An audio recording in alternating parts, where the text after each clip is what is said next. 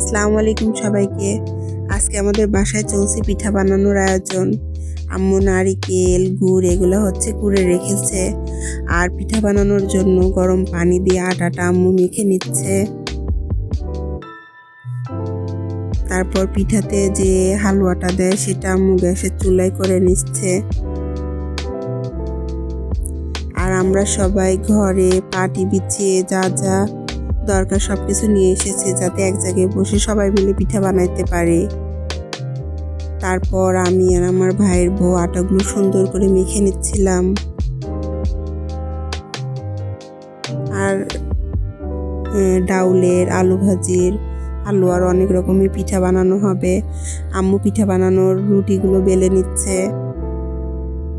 আমাদের বাসায় যাই হোক না কেন, আমার ছোট ভাই এই গানটা যে কিসের জন্য চালায় আমরা নিজেরাও বুঝি না। এটা নিয়ে অনেক হাসাহাসি করতেছিলাম। তারপর আম্মু পিঠাগুলো অনেক সুন্দর করে ডিজাইন করে মুখ মেরে নিচ্ছিল। ছোটবেলা থেকে অনেকবার আমি ট্রাই করেছি, কিন্তু আম্মুর মতো কখনোই হয় না। পিঠা বানাইতে বানাইতে আমার অনেক ক্ষুধা লেগে গেছিল, তাই আমি একটা মুয়া খেয়ে নিলাম। তারপর খাওয়া শেষ করে সবাই মিলে পিঠাগুলো বানানো সব কমপ্লিট করে এবার পিঠাগুলো ভাপানোর জন্য আসলাম। রাইস কুকারে পানি গরম দিয়েছিলাম। আমার মেয়ে দেখছে যে পানিটা গরম হয়েছে কিনা।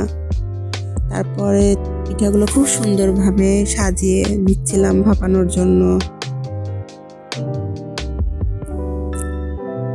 এভাবে কয়েকবার দিয়ে বেশ অনেকবারই দেওয়া হয়েছে কমপ্লিট করার জন্য। আমাদের বাসায় এই পিঠাটা প্রথমেই করা হয়, কারণ আমার আব্বু খেতে অনেক পছন্দ করে। কিছুক্ষণ পরে পিঠাগুলো ভাপানো হয়ে গেছে। প্লেটে সুন্দর করে নামিয়ে নিচ্ছিলাম। অনেক রকমের পিঠা বানানো হয়, কিন্তু এটাই সবার প্রথম বানানো হয়েছে আজকে।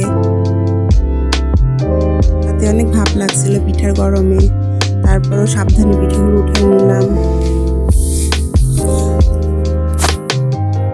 ছোটরা সবাই এই পিঠার মধ্যে আলু ভাজির আর হালুয়াটা পছন্দ করে, ডালেরটা অতটা খেতে চায় না।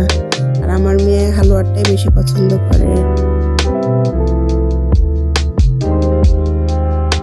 তারপর পিঠাগুলো নিয়ে আমি ঘরে যাচ্ছিলাম, আর আলু ভাজিগুলো নিয়ে যাওয়া মাত্রই শেষ হয়ে যাচ্ছিল। সব শেষে আমি কিছু পিঠা নিয়ে লেপের মধ্যে বসে খাইতে শুরু করছি। সত্যি পিঠাগুলো অনেক মজা ছিল। খাওয়া দাওয়া শেষ করে কিছু পিঠা ছিল, আব্বু আম্মু এখনো খায়নি, সবগুলো গুছিয়ে রাখলাম।